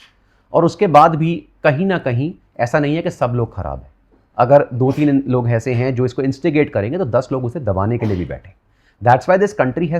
देखिए, हम दुनिया की सबसे पुरानी सिविलाइजेशन में रह रहे हैं। अगर ये सिविलाइजेशन इतनी वीक होती तो ख़त्म हो चुके होते। आप और मैं जो बात कर रहे हैं, ठीक है, वो इसलिए कर रहे हैं बिकॉज ऐसे कितने और इससे 1000 गुना ज़्यादा डेंजरस खतरे जो हैं हमने अपने ऊपर बहुत झेले हैं, लेकिन वी हैव अगेन रिजन। तो अभी तो हम बहुत अच्छी सिचुएशन में। कश्मीर में आप पोस्टेड रहे हैं? मैं पोस्टेड नहीं रहा, लेकिन बहुत बार जाने का मौका मिला है। क्या बदलाव देखा आपने पिछले कुछ सालों में और 2014 से पहले की अगर मैं बात करूं? क्योंकि तस्वीरें तो हमने भी देखी हैं, गए हैं तो डिफरेंस भी महसूस किया है, लेकिन अगर आपसे एक्सपीरियंस लूं तो देखिए, मैं, एक होता है बदलाव होना, एक होता है मैसिव चेंज दिखना। वो आप कश्मीर में आप देख सकते हैं। ब्रेन वॉश लोग हटे हैं? ब्रेन वॉश लोग हटे नहीं बोलूँगा, लेकिन उनका ब्रेन ठीक हुआ है। लोग तो वही हैं, लेकिन पहले क्या होता था, देखिए हर चीज़ के पीछे बहुत सारे रीजंस होते हैं। एक रीज़न होता है किसी को, किसी पर्टिकुलर स्टेट को पूरा डिस्टर्ब रखो, उसे डेवलप मत होने दो। जब आप उसे डेवलप नहीं होने दोगे, वहाँ एम्प्लॉयमेंट नहीं होने दोगे, वहाँ एजुकेशन नहीं बढ़ने दोगे, तो ये यूथ है ना, वो जो जनरेशन है, जब वो अनपढ़ जनरेशन रहेगी, उनमें रैशनल थिंकिंग नहीं आएगी, उनको इन्फ्लुएंस आप ऐसे कर सकते हैं। जितने भी यंग टेररिस्ट जो हैं, आप इनफैक्ट आजकल यूट्यूब पे बहुत अच्छे पॉडकास्ट हैं जो फॉर्मर टेररिस्ट रहे हैं, एजेंट्स रहे हैं, वो बताते हैं कि किस तरह से यूथ को, जितने भी गरीब लड़के होते हैं उन्हीं को इन्फ्लुएंस करा जाता है। वो कहीं पर भी हो, इंडिया हो, पीओके हो, साइड पे गरीब लड़कों को जो बेचारे एजुकेशन में मदरसा वगैरह में पढ़े हुए हैं, नहीं रैशनल थिंकिंग, उन्हीं को इन्फ्लुएंस करा जाता है। आप किसी पढ़े लिखे को थोड़े इन्फ्लुएंस करेंगे अनटिल अनलेस कि उसकी थिंकिंग रैडिकल हो, वो अलग केस हो जाता है। मतलब पत्थरबाजी के लिए अनपढ़ों को चुना जाता है। बिल्कुल। तो मैं आपको एक इंसिडेंट, मैंने आपको बताया, तो दोबारा बताता हूँ। तो मैं एक बार कश्मीर में गया था, मेरा एक टॉक था फिटनेस के ऊपर ही, अवंतीपुर मुझे जाना था। काफी डिस्टर्ब एरिया था उस समय, लेकिन ऐसे कोई, मतलब disturb is not for tourist. मतलब कब की बात कर रहे हैं? ये था 2019-20 के करीब का था। एंड मैं, जो मेरा लड़का मुझे लेने आया, मतलब एयरपोर्ट की गाड़ी आई एयरपोर्ट पे, और जो मेरा ड्राइवर था, ही वॉज अ यंग लड़का जो उसी अवंतीपुर के पास ही गाँव से था। अच्छा। Very sweet guy. और हम लोग अपना बातें करते हुए जा रहे थे, मुझे बता रहा था। मैंने उससे पूछा, यार अच्छा बता फिर ये पत्थर वत्थर का क्या सीन है? कह रहा सर मेरे दोस्त ही मारते हैं पत्थर। मेरे दोस्त ही पत्थर मारते हैं। कह रहा मैं भी मारता था। मैंने कहा अच्छा क्यों मारते हो? देखिए क्या होता है, हम ओवर हाइप नहीं करेंगे तो सिंपल बातें हो रही है जैसे होती है। बड़ा प्यारा लड़का है, वेरी स्वीट लुकिंग। तो उसने, मैंने कहा ऐसा क्या हुआ, क्यों मारते हो? कहता देखो सर, ये हमें अब समझ में आया है कि यहाँ के जितने पॉलिटिशियंस हैं उन्होंने स्टेट को बर्बाद कर दिया। उनके सबके अपने बच्चे जो हैं वो सब बाहर पढ़ रहे हैं, उनके करोड़ों के बिजनेसेस चल रहे हैं, उन्हें कोई फर्क नहीं पड़ रहा। इस स्टेट में उन्होंने डेवलपमेंट होने ही नहीं दी, एजुकेशन आने ही नहीं। अब क्या हुआ, जितने भी मेरे दोस्त हैं, मैं, हम सब अनएम्प्लॉयड हैं। कह रहा सर रात को खाना कहाँ से खाएं? अब क्या होता है, कह रहे सर मुझे तो फौज ने एम्प्लॉयमेंट दे दी, और ऐसे मेरे बहुत सारे दोस्त हैं जिनको फौज ने एम्प्लॉयमेंट दी हुई है, तो हम तो बहुत थैंकफुल हैं। कह रहे लेकिन जो बेचारे भूखे मर रहे हैं उनको 500 रुपये रोज का मिलता है पत्थर मारने का। अच्छा जी। तो कह रहे उनको 500 रुपये दिया, उन्होंने पत्थर मारे। अच्छा, उनको ये भी पता है कि इंडियन गवर्नमेंट या इंडियन फौज अपने ऊपर पत्थर खा लेंगे लेकिन किसी बच्चे पे नहीं चलाएंगे, राइट? तो इसलिए वो थोड़ा कॉन्फिडेंट भी रहते हैं कि एटलीस्ट मरेंगे तो नहीं यार, थोड़ा बहुत पत्थर मार के वापस आ जाएंगे। This is what happened. लेकिन जैसे ही 370 हटा वहां पे, उन्होंने बोला सर अब आप देखो डेवलपमेंट्स हो रही हैं, कॉलेजेस खुल रहे हैं, यूनिवर्सिटीज ओपन हो रही हैं, ठीक है, आप मार्केट्स देखो डेवलप हो रही है, बिजनेस अपॉर्चुनिटी, इतना बड़ा टूरिस्ट इन्फ्लक्स, करोड़ों का हिस्ट्री क्रिएट हो गई, 2-2 करोड़ टूरिस्ट वहां पहुंच रहा है, automatically countries states economy will boom. तो अब क्या हुआ, अब पहले तो जो अब खून चख लिया, आप समझ गए, अब मुझे टेस्ट आ गया पैसे का, मुझे टेस्ट आ गया एजुकेशन का, सक्सेस का, अच्छी शांत जिंदगी का। अब मैं तो नहीं चाहूंगा उसे डिस्टर्ब हो वो। तो अभी जब ऑपरेशन ये जो पहलगाम अटैक हुआ, मैं ये नहीं कह रहा उसमें कुछ लोग इन्वॉल्व नहीं थे, और वो हमारे इंटेलिजेंस वाले निकाल के उनको थैंक यू कर भी रहे हैं, ठीक है। लेकिन बाकी लोग जो थे वो बहुत उदास भी थे कि अभी तो अच्छी डेवलपमेंट होनी शुरू हुई थी, फिर से शुरू हो गया ये। और सबने एक स्टेटमेंट दी कि अटैक्स पहले भी होते थे, लेकिन टूरिस्ट पे कभी अटैक नहीं। इसका मतलब है वी आर सक्सीडिंग, क्योंकि वो कंट्री जो पहले टेररिस्ट के साथ मिलकर नॉर्मल अटैक करती थी फौज के ऊपर, पुलिस के ऊपर या बाकी संस्थाओं के ऊपर, अब वो टूरिस्ट पे शुरू होगी, क्योंकि उनको पता हम हार रहे हैं, अब हमारे पास कोई चारा नहीं है, वी आर लूजिंग। यहाँ पर भी डीप स्टेट का कोई इन्वॉल्वमेंट है? डीप स्टेट का इन्वॉल्वमेंट ऐसे स्पेसिफिक ये नहीं है कि ये वाला, वो फंडिंग होती है एक मास स्केल पर। अगर राइट विंग गवर्नमेंट है और लेट्स से कोई लेफ्ट स्टेट है जो डीप, तो दे विल स्टार्ट फंडिंग कि इसको किस तरह टॉपल करना है। तो टॉपल करने के 50 तरीके होते हैं, कैसे कहाँ डिस्टर्बेंस क्रिएट करना, वो पूरे प्लानिंग होती है कि आपको किस स्टेट में वीक गवर्नमेंट्स हैं, किस स्टेट में आपकी गवर्नमेंट्स ऑपोजिशन की, जिसको हम करके वहाँ पे दंगे करा सकते हैं। बहुत सारे तरीके होते हैं। तो मतलब हर तरीके से अमेरिका तो फिर आगे है, प्रॉक्सी वॉर लड़ने हैं, खुद उसको लड़ना नहीं है, कुछ खुद वो आराम से सक्सेसफुल होकर बैठा हुआ है, टेरिफ भी खेल रहा है, मतलब हर तरीके से मैं मान के चलूं कि भारत के साथ उसके संबंध आने वाले वक्त में बिगड़ेंगे। ये सवाल इसलिए क्योंकि टैरिफ, और फिर अभी तो एक और खबर आई है कुछ टैरिफ से संबंधित ही। जी देखिए क्या होता है कि मैं ना हमेशा एक चीज़ बोलता हूँ, और मैंने ना ये लोगों ने भी, बहुत एक्सपर्ट्स ने भी बोला, ऑपरेशन सिंदूर से ना एक चीज़ हमें हमेशा सीखनी है। इट इज़ नॉट कि हमने पाकिस्तान को क्या करा, Pakistan is nothing in front of us, ये पाकिस्तान भी जानता है, right. Neither do we want anything to do, हमें कुछ नहीं करना भाई, तो चुपचाप रहे अपनी जगह, ठीक है। बेसिकली आप ऐसे ऑपरेशन करोगे तो हमारा टाइम भी वेस्ट और हमारी टारगेट प्रैक्टिस होती है, समझो, ठीक है। Pakistan is target, we are not against Pakistan, we are not against this people. Modi ji ने क्या स्टेटमेंट दी थी कि भैया अगर आपको मिलकर लड़ना तो गरीबी से लड़ो, लिटरेसी से लड़ो। आपकी जब स्टेट पॉलिसी ही टेररिज्म है, आपकी कंट्री की हालत देखो, क्या मुझे बताने की जरूरत है वहां पे क्या चल रहा है? वहां के तो खुद के आतंकवादी कह रहे हैं कि मारा गया है मसूद अजहर के परिवार वाले। नहीं, उसके अलावा भी इकोनॉमिकली बर्बाद हो रखी है कंट्री, लोग भूखे मर रहे हैं। बाढ़ आई है तो अच्छा इंडिया ने पानी छोड़ दिया, अरे भाई इंडिया में भी बाढ़ आई है, लेकिन we can handle the situation. तुम लोग नहीं कर पाओगे, तुम्हारी इकोनॉमी वैसे ही बुरी हालत में है, क्या रेट पहुंच गया, आटे खाने के पैसे नहीं, लेकिन टेररिज्म हम फैलाएंगे, राइट। तो I don't consider Pakistan anything, it's an irritant. Bangladesh, ये इरिटेंट्स हैं। मतलब मैं आपको एग्जांपल, जैसे दो शेर लड़ रहे हैं, चाइना इंडिया, तो बीच में वो छोटे छोटे डॉग्स नहीं आ जाते जो पैर पे खुजली करते रहते हैं, ये वो हैं, ठीक है।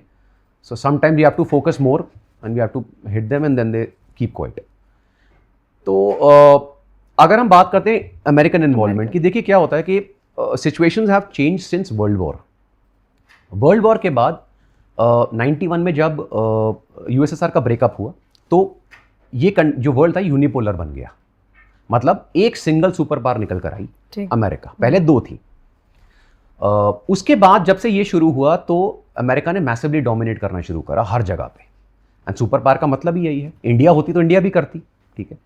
लेकिन धीरे धीरे जैसे जैसे बाकी पावर्स निकलने लगी, रीजनल पावर्स निकलने लगी, जैसे एशिया में चाइना started coming up, और Russia also started getting stronger in certain senses, और भी कंट्रीज, तो यहाँ पे वो मल्टीपोलर वर्ल्ड बनने लगा कि भाई एक पावर नहीं है, अब डिफरेंट पावर्स अपनी जगह उभर रही हैं। इंडिया की डिस्टर्बेंस इतनी ज़्यादा थी पहले, अगर मैं बात करूँ, कि इंडिया का चाहती भी तो भी उभर नहीं पा रही थी, क्योंकि इंटरनल एनिमीज बहुत थे। अब पिछले 15 सालों में चेंजेस क्या आए हैं कि हमारी जो नेशनलिस्टिक फीलिंग्स है ना, वो बहुत ज़्यादा बड़ी है अपनी कंट्री की तरफ। आप कोई भी वॉर उठा के देख लीजिए, operation Sindoor has been the biggest success. इतना क्लीन स्वीप इतने छोटे टाइम में हमने कभी नहीं करा। This also shows our power, okay.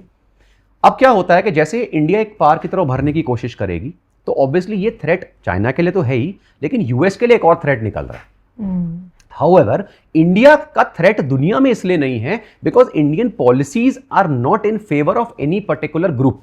India कहता है ना तो मैं नेटो के साथ हूं, ना मैं पूरी तरह रशिया के ही साथ हूं या इजराइल के ही साथ हूं, ये मेरे दोस्त हैं, हम ट्रेड कर रहे हैं, लेकिन मैं ऐसा नहीं है कि मैं इनके साथ हूं इसका मतलब तुम्हारे अगेंस्ट। बिल्कुल बिल्कुल, मैं सबके साथ हूं भाई, ठीक है। और इंडिया की ये पॉलिसीज सारी दुनिया रिस्पेक्ट करती है कि आप इंडिया से खतरा आपको नहीं है।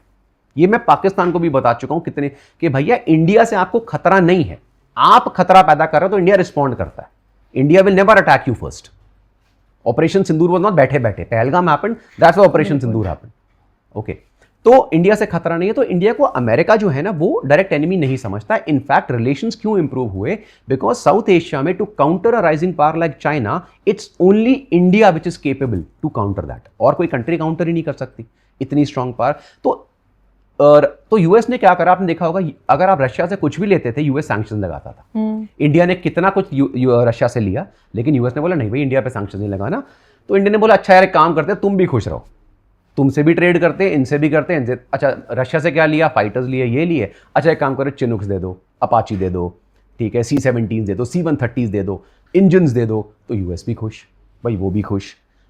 लेकिन एक टाइम पे इंडिया को रियलाइज हो चुका है, जो हमारा डिफेंस जो एक्सपोर्ट है वो इसका क्लियर इंडिकेटर है, अभी आपको बता दो फिगर्स में, कि इंडिया कोई भी कंट्री तभी इंटरनली स्ट्रांग तभी बन सकती है जब वो इंटरनल डेवलपमेंट शुरू की। जब मेक इन इंडिया की हम बात करते हैं, हम इंटरनल डेवलपमेंट की बात करते हैं। आप एक्सटर्नल सिस्टम्स पे डिपेंड नहीं रह सकते। बिल्कुल। अगर आपको वर्ल्ड पावर बन के उभरना है तो you have to become a defence exporter. बिल्कुल। This is not theory.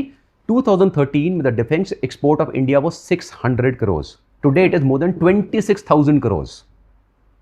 And I'm telling you, you'll see next 15 years we will be among the top 2 to 3 defense exporters in the world. इतनी, क्योंकि capability तो शुरू से थी ना। तो यही चिढ़ है अमेरिका को, बिल्कुल, क्योंकि उसे अपने वेपन्स मार्केट में पैठ बनाकर रखनी है, लेकिन भारत अब ऑपरेशन सिंदूर में क्या हुआ भाई? चाइना की हालत क्यों खराब हुई? क्योंकि almost of the systems failed. आपके डिफेंस सिस्टम्स फेल्ड, आपकी मिसाइलें गिरी, एयरक्राफ्ट आर नॉट केपेबल। वो अलग बात है कि यूज करने वाले भी बहुत मैटर करते हैं लेकिन फिर भी, लेकिन मैं ये, पाकिस्तानी पायलट्स आर गुड। कभी भी हम ये देखिए, एनिमी को कभी अंडर एस्टिमेट नहीं कर रहा। Pakistani pilots are also good, उनके सोल्जर्स भी अच्छे, लेकिन लीडर्स ही ऐसे वो हैं जिनको फर्क ही नहीं पड़ता। आपने उनको वेपन्स नहीं दिए, अच्छे रेडार्स नहीं दिए, तो वो भी सफर करेंगे। हमने अपने को सही समय पे इक्विप करा और वर्ल्ड को अब शो करा, तो दुनिया नाउ सडनली आप कितने ऑर्डर्स आ गए हमारे पास ब्रह्मोस और उन सबके। ओके, तो अब जब हम बात करते हैं डीप स्टेट इन्वॉल्वमेंट की, तो देखिए यहाँ पे क्या होता है कि जब उनको देखा India is developing in its own this thing, India is not taking any nonsense from anybody, तो फिर डिस्टर्बेंसेस इनके अंदर, जैसे बोलते हैं ना, एक क्यूरियोसिटी बढ़ने लगी कि कहीं इंडिया ही तो थ्रेट नहीं निकल कर आएगा। लेकिन अनफॉर्चुनेटली सबसे बड़ी चीज हुई, जो एक दुनिया का सबसे अजीब प्रेसिडेंट पैदा हुआ है अमेरिका का, वो है ट्रंप। मतलब गिरगिट भी जल्दी रंग नहीं बदलती जितनी। हाँ, यार ये इस वाले कार्यकाल में तो कुछ ज्यादा ही हुआ। हम लोग ना ड्राइंग रूम में भी इतनी कैजुअल स्टेटमेंट नहीं देते जितनी ये यूएस प्रेसिडेंट इंटरव्यूज में दे रहा होता है। ठीक है, कभी कुछ बोल रहा है, अगले दिन कुछ बोल रहा है। अच्छा टैरिफ्स लगा रहा है, अच्छा वियर्ड पार्ट क्या है, मैं क्यों इसे अजीब से वो मानता हूँ, आपने टैरिफ्स इंडिया पे नहीं लगाए, सब पे लगा दिए, अपने दोस्तों पे भी टैरिफ लगा दिए, सारे परेशान है कि ये कर क्या रहा है। वहां के अपने लोग कह रहे हैं कि दुश्मन दोस्तों पर एक जैसे टैरिफ लगाए जा रहे हो। या तो भाई तू इंडिया को दुश्मन मानता है, हाँ, तो इंडिया पे ज्यादा लगा। सही बात। चाइना पे भी उतने लगा रहा है, इंडिया पे भी उतने, इजराइल पे भी लगा दिए, जर्मनी पे भी लगा दिए, स्विट्जरलैंड पे लगा दिए। अरे किसी को तो छोड़ दे। और फिर मामला कोर्ट में, आप कुछ नहीं कर सकते। हाँ, अच्छा उसके बाद प्रॉब्लम क्या है कि आप अगर टैरिफ्स लगाओगे सब पे, तो आप भी तो सफर करोगे भाई, वो अपने प्राइसेस बढ़ाएंगे। अच्छा इंडिया के आप स्मार्ट इकोनॉमिक मूव्स देखिए, इंडिया ने जीएसटी डाउन कर दिया, लोगों की जो परचेज थी वो बढ़नी शुरू हो गई, दोबारा मार्केट में पैसा आना शुरू हो गया। India will somehow balance itself. मैं ये नहीं कह रहा प्रॉब्लम्स नहीं आएंगी, शेयर मार्केट्स डाउन नहीं होंगी, हमें लॉसेज नहीं होंगे, लेकिन इंडिया की economic policies are very pro. और इसमें ना हमारी जो कांग्रेस गवर्नमेंट है उनके भी हाथ हैं, क्योंकि जो मनमोहन सिंह जी ने पॉलिसीज, नरसिम्हा राव पॉलिसीज लेकर आए, वो पॉलिसीज जो आज है, जो बेस बना स्ट्रॉन्ग, वो बहुत स्ट्रॉन्ग बेस है, वही रिफॉर्म हो रहा है ना। बिल्कुल।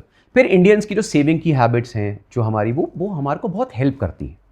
हम इंडियंस कुछ भी कर लीजिए, except for some few people जो आजकल इन्फ्लुएंस हैं, हम ऐसे कोई लैविश स्पेंडर नहीं है कि मंडे को ऑन करा फ्राइडे को बर्न कर दिया, जैसे most of the European countries, Americans do. ठीक है, हमारी सेविंग हैबिट्स बहुत स्ट्रांग हैं। कल को कंट्री को कुछ भी होता है ना, हमारी लेडीज के पास इतना गोल्ड है कि 2-3 पाकिस्तान तक उन्हीं से खरीद लेंगे। ठीक है, so our country is quite strong, लेकिन हमें वो जो इंटरनल एनिमीज है ना, उनके अगेंस्ट बहुत स्ट्रिक्ट पॉलिसीज लाने की जरूरत है। एक स्ट्रिक्टनेस बहुत ज़्यादा चाहिए। हमारा जो लीगल सिस्टम है इट्स वेरी स्लो, उस पर हम डिपेंडेंट नहीं रह सकते।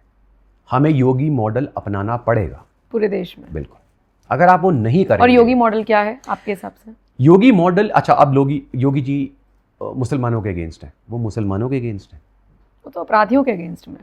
क्लियर कट उन्होंने सारी, एक मुझे ऐसी पॉलिसी बता दीजिए इस कंट्री की डेवलपमेंट की जो हिंदू मुसलमान सिख ईसाई जैन किसी में एक भी नहीं। एक भी नहीं। उन्होंने क्या करा, माफिया को खत्म करना शुरू किया, किंग पिन्स को मारा। जब किंग पिन्स मरे, उनके 2-4 मेन बंदे थे, राइट लेफ्ट हैंड्स, वो मरने शुरू हुए, इनकाउंटर्स होने शुरू हुए, अपने आप नीचे वाले बिखर गए। अब इतना डर फैल गया कि जो बड़े बड़े माफिया जेल में वो कह रहे भाई अंदर ही रहने दो, बाहर ही नहीं आना चाहते, मार दे गए, राइट। ये डर बहुत ज़रूरी होता है। ये कंट्री और यहाँ के लोग जो हैं वो ओके। मैंने एक वीडियो बनाया था अपने चैनल पर on civic sense of Indians, okay. मैं गुड़गांव में रहता हूँ, मैं आपको एक इंसिडेंट बताता हूँ। आप इंडियंस की लड़कों की आदत जानते हैं ना, कहीं भी खड़े होकर पेशाब करना शुरू कर देते हैं। आपने गोल्फ कोर्स रोड देखा होगा, राइट। क्या आप एक्सपेक्ट कर सकते हो कि in the most beautiful road in an open place जहां बिल्डिंग चारों तरफ ट्रैफिक चल रहा है, एक आदमी वहां खड़े होकर पेशाब कर रहा है in the centre of the road? I have seen it so many times, ठीक है। एक दिन क्या हुआ, obviously you feel by bad, क्योंकि कल को आपके लेट्स से कोई फॉरेनर आपके साथ ट्रैवल कर रहा है या आपकी कोई रिलेटिव बाहर से आए, आप उनको कंट्री दिखा रहे हो। मेरी कंट्री में कोई आता है ना, मैं उनको कंट्री की ऐसी ऐसी चीज़ें दिखाता हूँ, हैरान यार इंडिया है। मैंने कहा इंडिया का तुम्हें 0.1% भी नहीं दिखाया, अभी तो तुम्हें स्टार्ट भी नहीं करा मैंने इस कंट्री में है क्या, राइट। ये गरीब बच्चे और ये नॉनसेंस तो मैं तुम्हारी कंट्री में ढूंढ के तुम्हें दिखा दूंगा जो तुम यहाँ देखने आते हो। Let me show you what the oldest civilisation in the world actually is capable of.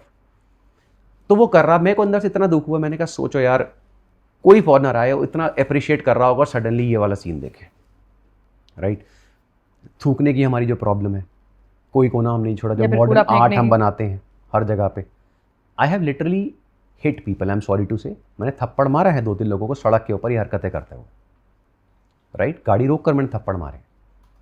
And Y? Because Indians कई बार ये जो डंडा है ना, ये हमें चाहिए, हम सीधी भाषा नहीं समझते।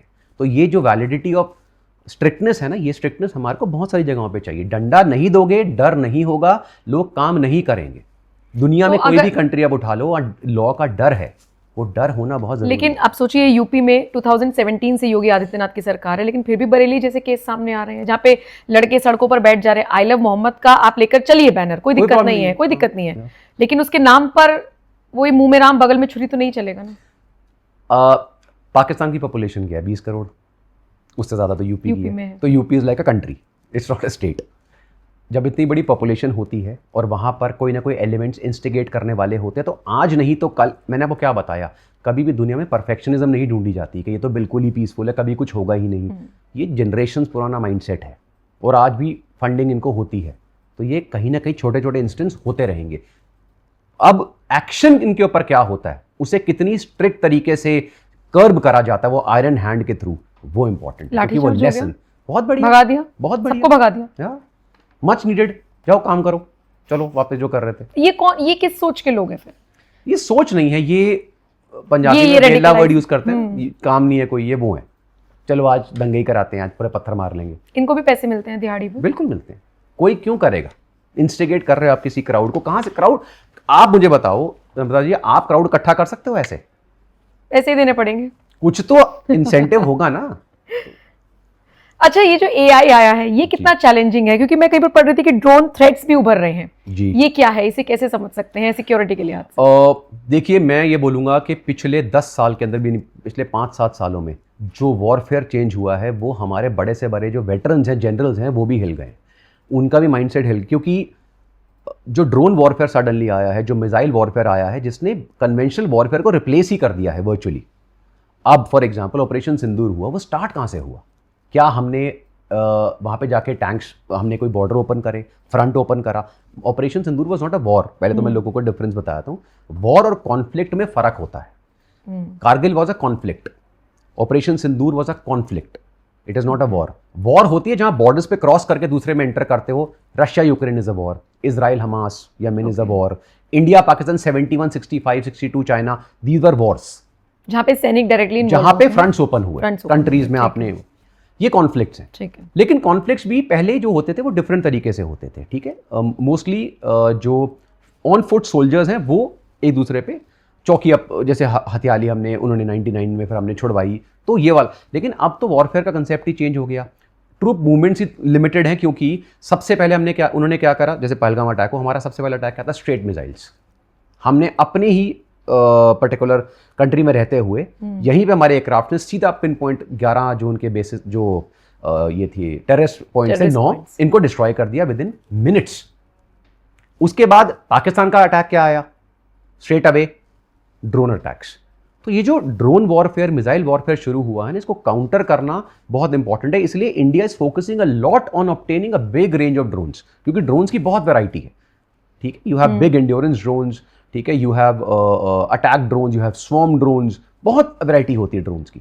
हमें हर जगह पे अब, बिकॉज इतना बड़ा वो काउंटर आया है, 600 से 800 ड्रोन्स पाकिस्तान ने भेजे हैं, आप समझिए। वो तुर्की से जो लिए थे वही ना, वही वाले तो, सॉरी, जो तुर्की से लिए थे वही वाले ना। टर्की है, चाइना है, ठीक है। टर्किश ड्रोन्स की जो बेइज्जती हमने करी है अनफॉर्चुनेटली, वो इसलिए क्योंकि Turkey was considered one of the best in terms of drone warfare, but लेकिन जब ग्राउंड टेस्टिंग हुई तो फिर थैंक यू। बिल्कुल बिल्कुल। तो अब हमारे को ड्रोन वॉरफेयर में अपने को वो करना, इक्विप करना, मिसाइल्स को इक्विप करना, एयरक्राफ्ट जो हम बहुत पीछे हैं, बहुत नेगेटिव पॉइंट है, बहुत बड़ा नेगेटिव पॉइंट है, एयरफोर्स को अपग्रेड करना, वो हमारे को बहुत जल्दी करना है। हमारी प्रॉब्लम इज स्पीड, इस पर हमें भी काम करना होगा। ओके, अच्छा, एक सवाल मैं और समझना चाहूंगी कि हमारी फॉरेन पॉलिसी पर सवाल उठे ऑपरेशन सिंदूर के बाद।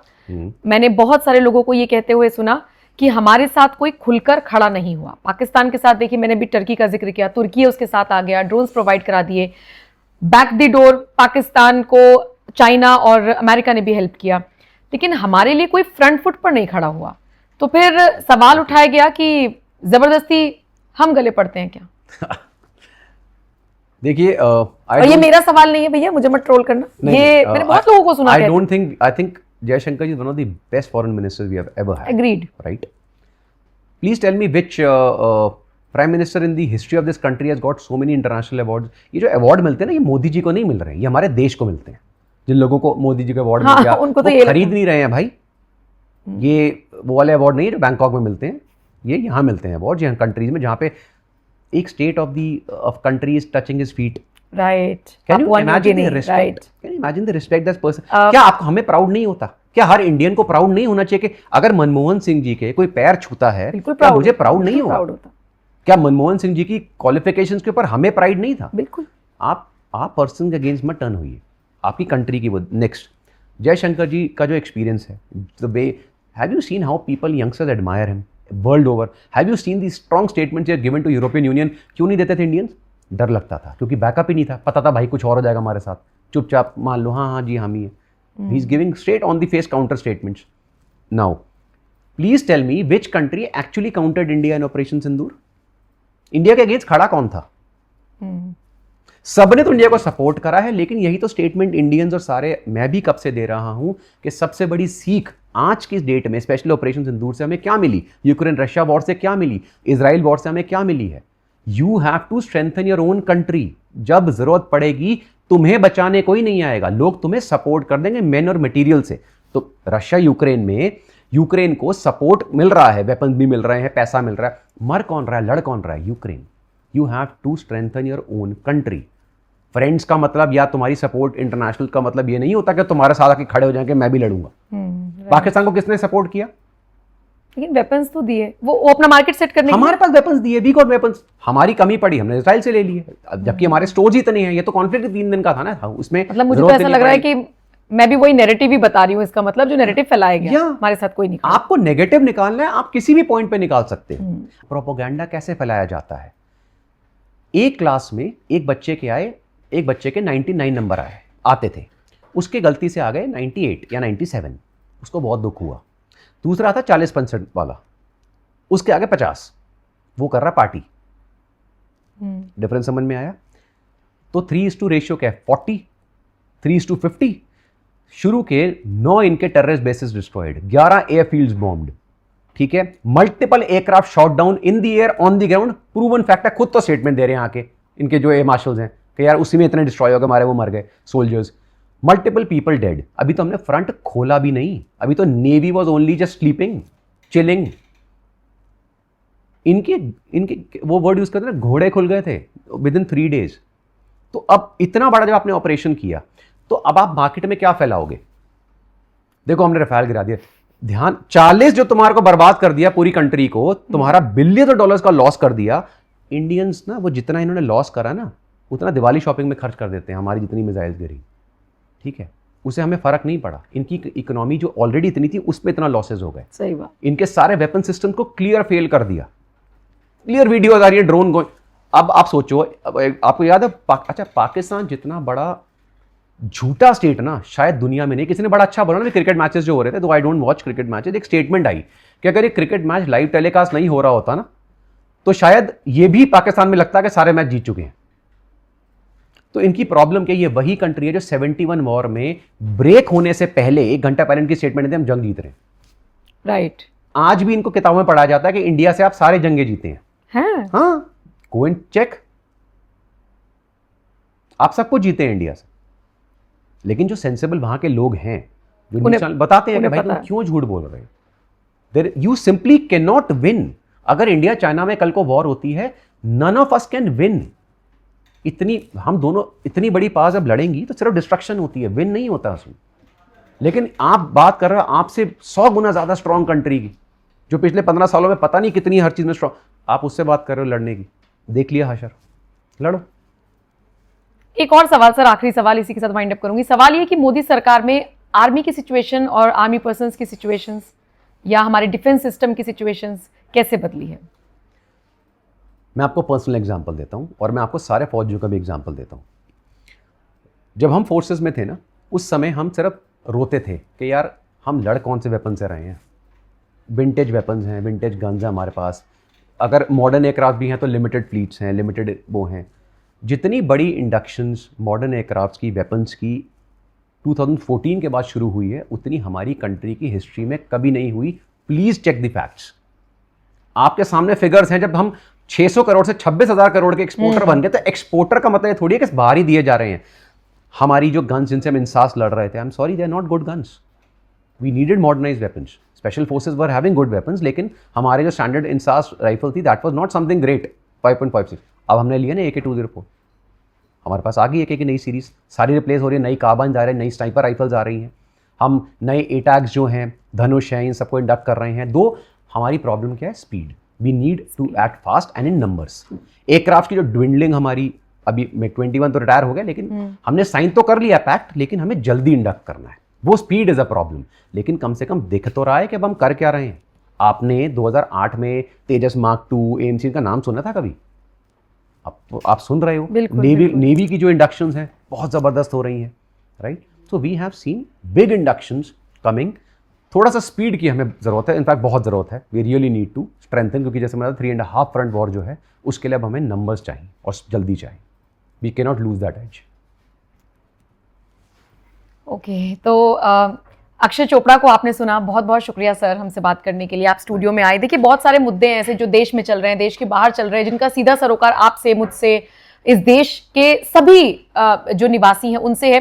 तो मुझे लगा कि कई मुद्दों पर चर्चा करनी चाहिए। हम सुरक्षा सुरक्षा सुरक्षा करते तो हैं, लेकिन एक्चुअल में खतरा किससे है ये हमें पता होना चाहिए। मुझे लगता है कि काफी इंफॉर्मेटिव पॉडकास्ट रहा होगा आपके लिहाज से भी। कैसा लगा कमेंट सेक्शन में बताइएगा जरूर। फिर से सर शुक्रिया आपका हमारे साथ जुड़ने के लिए, बात रखने के लिए। और बाकी आपको ये पॉडकास्ट कैसा लगा कमेंट सेक्शन में हमें जरूर बताइएगा। नमस्कार।